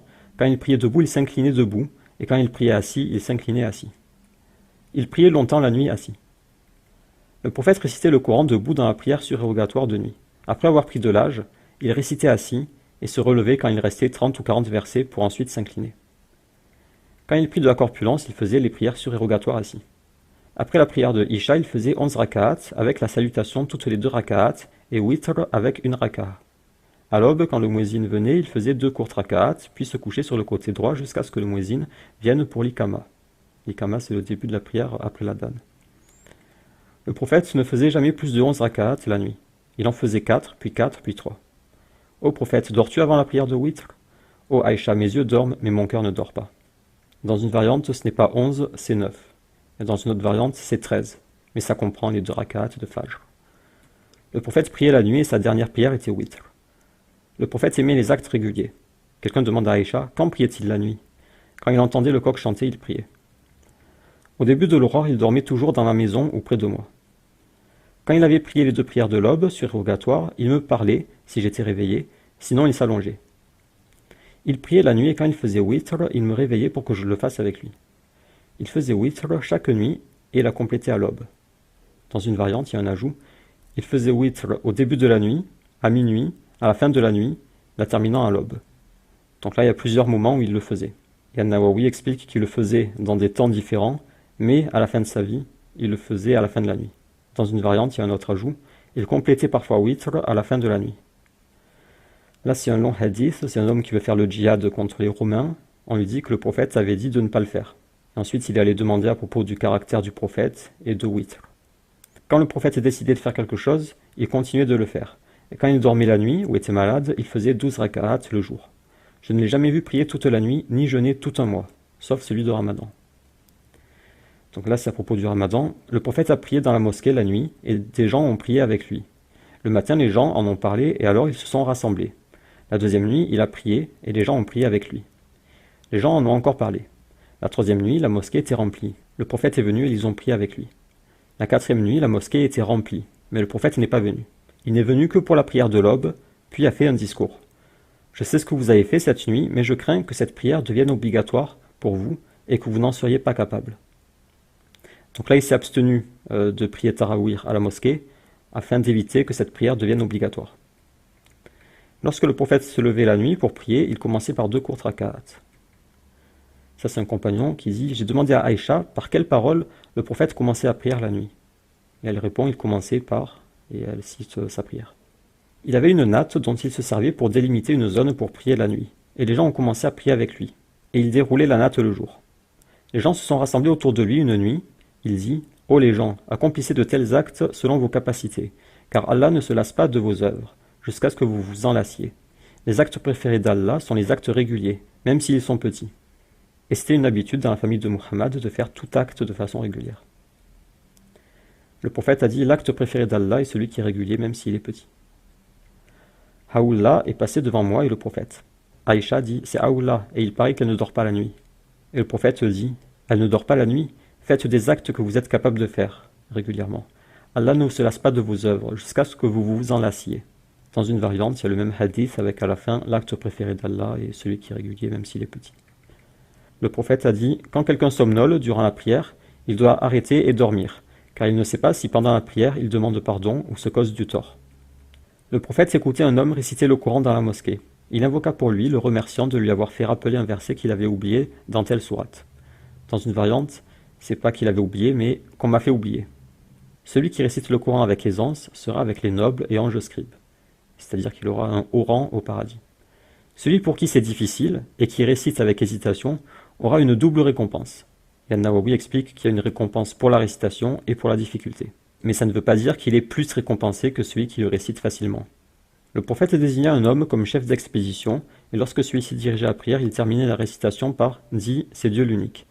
Lorsqu'à son tour le prophète en eut été informé, il demanda pourquoi il faisait ça. Il lui posait la question et il dit « C'est un attribut du miséricordieux, alors j'aime le réciter ». Le prophète a dit « Dites-lui qu'Allah l'aime ». Là c'est Aïcha qui parle. Oumar a mal compris l'interdiction de prier au lever et au coucher du soleil. Ce qui est interdit, c'est de le faire volontairement. Le prophète n'a pas délaissé les 2 raka'at après Asr, mais il disait de ne pas prendre l'habitude de prier au lever et coucher de soleil pour inciter à prier à l'heure. Donc selon Aïcha, si le prophète a dit de ne pas prier au coucher et au lever du soleil, c'est pour inciter à prier à l'heure. Ensuite, il y a un long hadith à propos des 2 raka'at après Asr, parce que c'est interdit, mais le prophète les faisait. Alors il y a des interrogations parmi les compagnons. Abu Salama demande à Aïcha à propos des 2 raka'at après Asr. Au début, il les faisait avant la prière de Asr, mais par la suite, il les faisait après. Et il a continué de les faire. Lorsqu'il faisait une prière, il continuait toujours de la faire. Le prophète n'a jamais délaissé les 2 raka'at après Asr chez moi. Il y avait 2 prières que chez moi le prophète a toujours faites. Les 2 raka'at avant l'aube et les 2 après Asr. Livre de la prière du vendredi. Des gens sont venus pour la prière de Jumu'ah en habits de laine poussiéreux qui sentaient mauvais. Le prophète leur a dit de se nettoyer ce jour-là. Dans une variante, il y a un ajout. Ces gens étaient principalement des travailleurs et n'avaient pas de servants. Livre de la prière des 2 fêtes. Abu Bakr est venu le jour de Eid. J'étais avec 2 filles Ansar qui chantaient. C'est un récit à propos d'une bataille. Abu Bakr a dit « Quoi? Les instruments du diable dans la maison du prophète ?» « Oh Abu Bakr, tout peuple a ses fêtes, et c'est notre fête, alors laisse-les continuer. » Dans une variante, les filles chantaient et jouaient du tambourin. Le prophète s'était recouvert dans son manteau. Dans une variante, le prophète était couché sur le lit et avait tourné sa tête de l'autre côté. Quand le prophète n'était plus attentif, je leur ai fait signe de sortir et elles sont sorties. Je me souviens qu'une fois le prophète m'a caché avec son manteau et je regardais les sports des Abyssiniens et je n'étais qu'une petite fille. Alors tu peux imaginer à quel point une fille d'un jeune âge peut aimer regarder le sport. Dans une variante, des Abyssiniens sont venus faire un spectacle de combat avec des lances et des boucliers, ou dans une variante avec des dagues, le jour de Eid à la mosquée. Le prophète m'a proposé de venir voir. J'ai posé ma tête sur son épaule et j'ai regardé jusqu'à sa satisfaction, ou dans une variante, j'observais entre son oreille et son épaule. Livre de la prière de la pluie. Quand il y avait une tempête ou des nuages sombres, le prophète était anxieux. Dans une variante, il y a un ajout où il faisait des invocations. Il cherchait refuge. Et quand il pleuvait, il était réjoui et son anxiété disparaissait. Je lui ai demandé pourquoi il était anxieux. Le prophète a dit « Je craignais qu'il s'agisse d'un châtiment qui s'abatte sur ma communauté. » Et quand il voyait la pluie, il disait « C'est une miséricorde d'Allah. » Dans une variante, il lui demande pourquoi il est anxieux aussi, et il répond « Car ça peut être comme pour les gens de Had. » C'est dans le verset 24 de la sourate 46. Puis, voyant un nuage se dirigeant vers leur vallée, ils dirent « Voici un nuage qui nous apporte de la pluie. » Au contraire, c'est cela même que vous cherchiez à hâter. C'est un vent qui contient un châtiment douloureux. Donc c'est à cause de ce verset que le prophète était anxieux lorsqu'il y avait des nuages. Je n'ai jamais vu le prophète rire de façon à ce qu'on voit sa luette. C'est l'organe au fond de la gorge. Il souriait seulement. Livre de la prière de l'éclipse. Lors d'une éclipse, le prophète a fait une longue prière, et elle décrit cette prière. Puis il a dit de prier et donner l'aumône, il a mis en garde contre la fornication. Et il a dit, « Si vous saviez ce que je sais, vous pleureriez beaucoup et rigoleriez peu. » Dans une variante, il a eu une éclipse, il a fait appeler les gens pour une prière en groupe. Et elle décrit la prière. Une juive a dit à Aïcha, « Qu'Allah te protège du châtiment de la tombe. » Prophète, les gens seront-ils tourmentés dans la tombe? Qu'Allah nous en préserve. Ensuite, il y a eu l'éclipse, le prophète a fait la prière de l'éclipse, et ensuite il a parlé du châtiment de la tombe, et il a cherché refuge contre le châtiment de la tombe. Ce hadith est aussi rapporté par Asma, je l'ai précisé parce que certains chiites prétendent que Aïcha a inventé cette histoire. Livre des funérailles. D'après Aïcha, le hadith qui dit « Celui sur qui on se lamente est puni » ne concerne que les juifs. Dans une variante, par Allah, le prophète n'a jamais dit que le mort est puni pour les lamentations de sa famille. Il a dit qu'Allah augmentait la punition du mécréant pour les lamentations de sa famille. C'est Allah qui cause les rires et les pleurs, et personne ne porte le fardeau d'autrui. Ceux dont tu me rapportes ces paroles ne sont pas des menteurs, mais il arrive qu'on comprenne mal.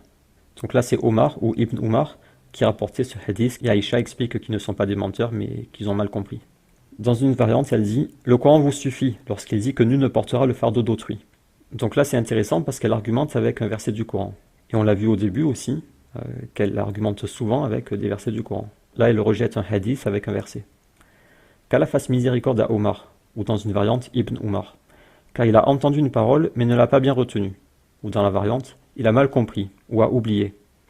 Le cortège funèbre d'une juive passait devant le prophète, et sa famille pleurait. Il a dit, il pleure et elle est punie. Ça ne veut pas dire qu'elle est punie à cause des pleurs. Ça veut dire que eux ils pleurent, et elle est punie. Dans une autre variante, Ibn Omar s'est trompé. Le prophète a dit qu'elle était punie pour ses fautes et ses péchés, et que sa famille est en train de pleurer pour elle. Ça c'est un hadith où le prophète est triste pour la mort de compagnons. Aïcha regarde par la fente de la porte. Un homme vient dire au prophète que les femmes d'un d'entre eux, ceux qui sont morts, se lamentent. Il lui a dit d'aller lui interdire. Donc il y va, il revient, et il dit au prophète qu'elles n'ont pas obéi. Donc ça recommence, il dit il va leur interdire, il revient et il dit par Allah, elles ont pris le dessus sur nous. Alors le prophète lui dit d'aller leur jeter de la terre dans la bouche. Et Aïcha dit qu'Allah t'humilie, ou dans la traduction du commentaire de An-Nawawi, quel indigne tu es. Tu n'as pas fait ce que le prophète t'a ordonné, et tu n'as cessé de le déranger. Et An-Nawawi explique la divergence sur cette histoire. Donc il y a deux hypothèses, soit c'est des lamentations, donc c'est interdit, et c'est pour ça que le prophète l'a interdit, soit c'est des pleurs, sans lamentation, donc c'est pas interdit, mais c'était malvenu. Et comme c'est malvenu, c'est pour ça que le prophète lui a dit d'aller leur interdire. Le prophète a été enseveli dans 3 étoffes blanches de coton. Et il y a un questionnement à propos d'un vêtement qui appartenait à Ibn Abu Bakr, et il décide de le récupérer pour son propre enterrement. Et finalement, il le vend et donne l'argent en charité. Lorsque le prophète est mort, il a été couvert d'une étoffe yéménite. Ibn Omar a un doute à propos d'un hadith rapporté par Abu Huraira. Il s'agit de la récompense pour celui qui suit le cortège funèbre. La récompense, c'est 1 qirat, d'après ce que dit Abu Huraira, et Ibn Omar a un doute parce qu'il trouve que c'est une trop grande récompense. Alors il va demander à Aïcha et elle confirme que le prophète a bien dit ça. Donc là, il y a quelque chose d'intéressant, c'est qu'on voit que les compagnons se consultent les uns les autres lorsqu'ils ont des doutes. Et ça, on en parlera plus tard dans d'autres vidéos. Le prophète a dit, si un groupe de 100 musulmans prie sur un mort et intercède pour lui, alors l'intercession sera acceptée. Ibn Abbas rapporte la même chose, mais c'est pas 100 musulmans, c'est 40. Et Anas ibn Malik rapporte aussi la même chose, mais il ne précise pas le nombre de musulmans. Aïcha a ordonné que le cercueil d'un musulman soit amené dans la mosquée afin de prier pour lui. Les gens ont désapprouvé cela. Aïcha a dit que les gens ont vite oublié que le prophète n'a fait la prière funéraire de Suhail que dans la mosquée. Dans une variante, c'est pas Aïcha, c'est les femmes du prophète qui veulent prier sur ce musulman. Donc elle demande à ce que le cercueil soit amené à la mosquée. Et quand Aïcha a appris que les gens critiquaient ce qu'elle faisait, elle a dit « Les gens critiquent bien vite ce dont ils savent peu. Ils nous critiquent pour avoir amené le cercueil dans la mosquée, alors que le prophète a fait la prière funéraire de Suhail nulle part d'autre que dans la mosquée. » Et là, il y a une discussion intéressante, parce que dans Abu Daoud, il est rapporté « Celui qui fait la prière funéraire dans la mosquée n'aura rien. » Ça veut dire pas de récompense. Donc d'un côté, le prophète dit que celui qui fait la prière dans la mosquée n'aura rien, et apparemment c'est un hadith qui était répandu parce que les musulmans avaient désapprouvé ce qu'avaient fait les femmes du prophète, ou Aïcha. Mais de l'autre côté, Aïcha dit que le prophète l'a fait. Et donc il y a divergence. C'est permis selon Shafi'i, Ahmad, Malik selon un de ses avis, et la majorité des savants. Mais c'est invalide, cette prière est invalide, selon Abu Hanifa, et Malik selon son avis le plus célèbre. Et donc c'est intéressant de voir les arguments de chacun. Comment se fait-il que la majorité des savants disent que c'est permis, alors que le prophète a dit « celui qui fait la prière funéraire dans la mosquée n'aura rien ». Donc le premier argument, c'est que ce hadith dans Abu Daoud est daïf, il est faible, et donc il ne constitue pas un argument. Ahmad a dit « ce hadith est daïf, transmis uniquement par Salir, qui est peu fiable ». Donc l'argument d'Ahmad, c'est qu'il n'est transmis que par Salir. Et là je vais vous proposer quelque chose, c'est de vérifier si Ahmad a raison. Est-ce que c'est vrai qu'il est transmis uniquement par Salir? Je vais vous faciliter la tâche, je vous ai trouvé 14 chaînes de transmission, je les fais défiler, et vous me direz dans les commentaires si selon vous, selon mes recherches, est-ce que Ahmad a raison? Est-il vrai que partout ici et partout ici, c'est uniquement rapporté par Salir? Donc vous me dites si on vérifiera ça dans une autre vidéo. Donc premier argument, c'est que c'est un hadith faible. Deuxième argument, c'est que le hadith dit plutôt « celui qui fait la prière funéraire dans la mosquée n'encourt aucun blâme ». C'est-à-dire que lorsque le prophète s'a dit « il n'aura rien », il n'entendait pas par là « il n'aura pas de récompense », mais « il n'y a pas de blâme pour lui ». Il n'y a aucun blâme. Et donc c'est permis. Troisième argument, si on suppose authentique le hadith, alors « n'aura rien » signifie « n'aura rien contre lui ». Cela concilie les deux hadiths. Quatrième argument, ce hadith veut dire que la récompense est seulement diminuée pour celui qui fait la prière à la mosquée et ne l'accompagne pas au cimetière. Donc lorsque le prophète dit n'aura rien, sous-entendu n'aura pas de récompense, il ne voulait pas dire qu'il n'y a pas de récompense du tout, mais que la récompense est diminuée. Et une remarque, le hadith de Aïcha qui dit que le prophète a fait la prière funéraire dans la mosquée est une preuve de la pureté du cadavre. Quand c'était le tour de Aïcha, la nuit le prophète se rendait au cimetière pour invoquer pour eux, pour les morts. Lorsque c'était mon tour, le prophète s'est couché jusqu'à ce qu'il pense que je dorme. Il mit son manteau et ses chaussures doucement et sortit. Je m'habillai, mis mon voile et le suivis jusqu'au cimetière. Il y resta debout un long moment. Il leva ses mains 3 fois, puis rentra, et moi de même. Il accéléra, et moi aussi. Il courut, et moi aussi. J'arrivai à la maison avant lui et me couchai. Il entra et dit « Pourquoi es-tu essoufflé ?»« Rien. Dis-moi, ou bien Allah m'en informera. » Je lui répondis, donc elle lui explique qu'elle a suivi, et il dit « Était-ce ta silhouette que je voyais devant moi ?»« Oui. » Il me repoussa fortement à la poitrine, ce qui me fit mal. « Croyais-tu qu'Allah et son messager pouvaient être injustes envers toi ?» Et il lui explique pourquoi il y allait au cimetière. Et elle lui demande quelle invocation elle doit faire lorsqu'elle va au cimetière, et il lui dit. Et là, il faut faire attention à certains islamophobes qui vous disent que le prophète a frappé Aïcha, et que par conséquent, le hadith où Aïcha dit que le prophète n'a jamais frappé de femme, il est faux. Parce que le prophète a frappé une femme, il a frappé Aïcha ici. Donc l'autre hadith est faux. Alors il faut faire attention à ces islamophobes, parce qu'ils jouent sur les mots. Parce que là, Aïcha a été poussée fortement, ils disent « Regardez, il a frappé ». Mais il n'a pas frappé. Il a juste poussé fortement, et comme elle est jeune et fragile, ça lui a fait mal. Mais elle n'a pas vécu ça comme un coup. Elle s'est pas dit « le prophète m'a frappé ». Et c'est pour ça que dans l'autre hadith, elle dit que le prophète n'a jamais frappé de femme. Parce que pour elle, ce qui s'est passé là, ce n'est pas un coup, elle n'a pas été frappée. Donc attention aux islamophobes qui interprètent n'importe comment les hadiths selon leur passion. Quelqu'un est venu voir le prophète et lui a dit « Ma mère est morte subitement sans avoir laissé de testament. Je pense qu'elle aurait donné de l'aumône. Serait-elle récompensée si je donne l'aumône pour elle ?» Le prophète a répondu « Oui ». Le prophète a dit « Tout fils d'Adam a été créé avec 360 articulations.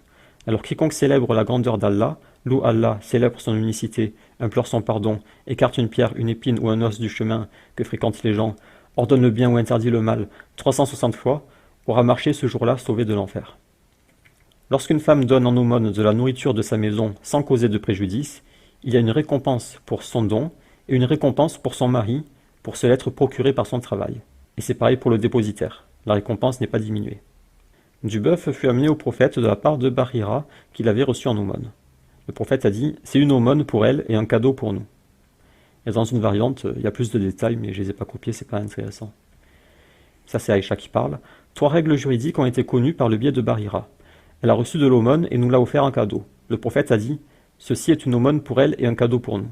Donc ça c'est une des 3 règles juridiques, et les 2 autres règles on les voit dans d'autres hadiths. Le livre du jeûne. Le prophète avait juré de ne pas aller à ses femmes pendant 1 mois. Je comptais les nuits, et au bout de 29, le prophète est venu. Commençant par moi. Ô prophète, tu avais juré de ne pas venir nous voir 1 mois, mais ça ne fait que 29 nuits. Et le prophète a répondu, il y a 29 jours dans ce mois-ci. Le prophète avait 2 mu'adhin, Bilal et Maktoum l'aveugle. Il dit, Bilal fait l'adhan à la toute fin de la nuit, alors mangez et buvez jusqu'à ce que Maktoum fasse l'adhan, du lever du soleil. Ça, c'est quelqu'un qui dit à Aïcha, « Mère des croyants, il y a une personne qui se hâte de rompre le jeûne et de prier, et une autre qui le retarde. » Aïcha demande, « Quelle est la première personne ?» Abdullah ibn Masoud. C'est ce que le prophète faisait. C'est-à-dire que le prophète se hâtait de rompre le jeûne et de prier. Et l'autre, celui qui retardait, c'était Abu Moussa. Le prophète a interdit à ses compagnons de faire le jeûne ininterrompu. Ils dirent, « Mais toi tu le fais. Je ne suis pas comme vous, mon Seigneur me nourrit et m'abreuve. » Le prophète a embrassé une de ses femmes alors qu'il jeûnait. Aïcha sourit. En fait, elle souriait lorsqu'elle racontait ce hadith. Et donc, il y a plusieurs interprétations sur son sourire. Pourquoi a-t-elle souri lorsqu'elle a dit que le prophète a embrassé une de ses femmes alors qu'il jeûnait? Il y a plusieurs interprétations.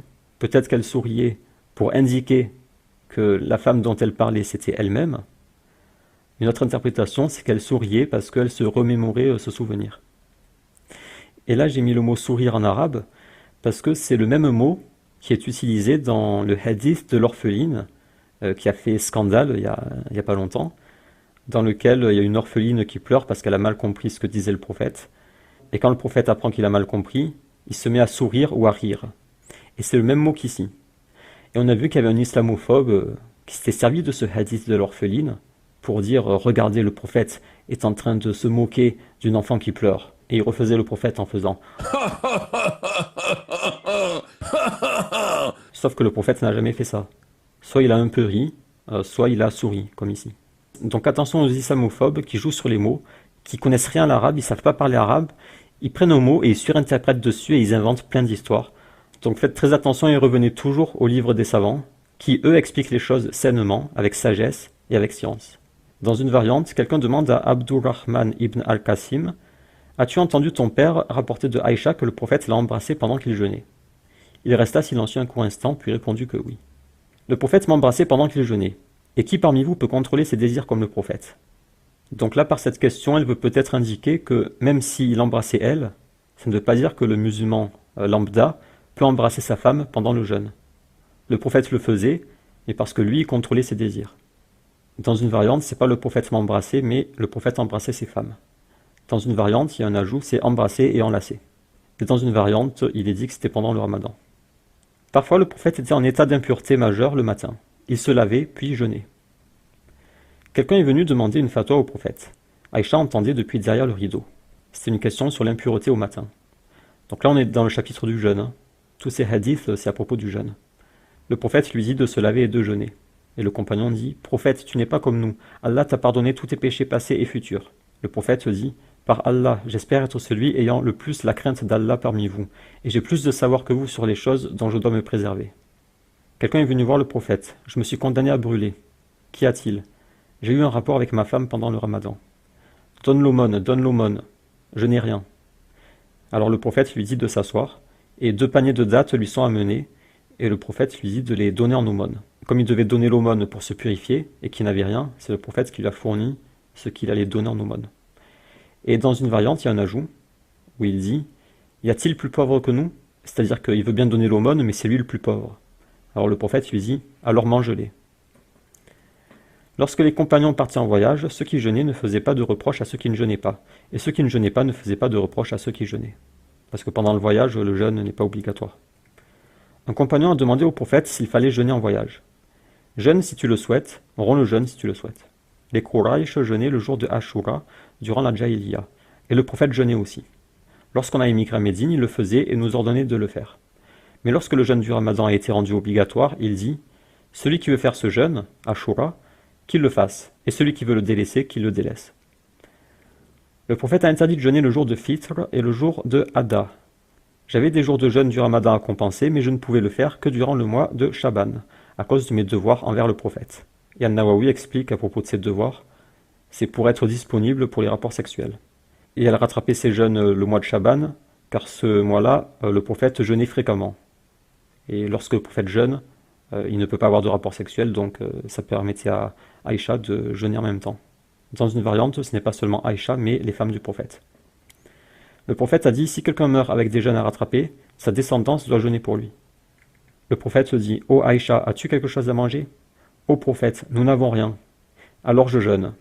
Le prophète sort, et pendant sa sortie, il reçoit un cadeau, c'est de la nourriture. Donc il rentre, et dans une variante, c'est pas le même jour, c'est le lendemain, Et Aïcha lui parle du cadeau. Et le prophète lui en demande et en mange. Et il dit « Je jeûnais pourtant ce matin », c'est-à-dire qu'il a rompu son jeûne. Donc là, ça parle évidemment du jeûne surérogatoire. Yann Nawawi explique « On peut formuler l'intention de jeûner, pour le jeûne surérogatoire, dans la journée avant midi. » Parce que là, la journée avait commencé, c'était le matin, et il a pris la décision de jeûner. Ça prouve qu'on peut formuler l'intention du jeûne, pour le jeûne surérogatoire, dans la journée. Et sur le fait de rompre un jeûne surérogatoire, il y a divergence. C'est permis d'après Shafi'i, Ahmad et un groupe de compagnons. C'est interdit selon Abu Hanifa et Malik. Le prophète n'a jamais jeûné un mois entier à part durant le ramadan. Il n'a jamais négligé le jeûne un mois entier. Parfois il jeûnait tellement qu'on pensait qu'il n'arrêtera plus de jeûner. D'autres fois il ne jeûnait pas et on se disait qu'il ne jeûnerait plus. Dans une variante, il y a un ajout. Je ne l'ai jamais vu jeûner davantage que pendant le mois de Chaban. Dans une autre variante, il jeûnait tout le mois de Chaban, excepté quelques jours. Une femme demande à Aïcha si le prophète jeûnait 3 jours chaque mois. Elle lui répond que oui. Quel jour jeûnait-il? Il n'y avait pas de jour particulier. Le prophète a dit « Cherchez la nuit du destin parmi les 10 derniers jours du ramadan ». Alors je vais arrêter la première partie ici parce que c'était plus long que prévu. Nous en sommes à environ un tiers, donc je ferai 3 parties je pense. Donc rendez-vous pour la suite de la lecture des hadiths de Aïcha.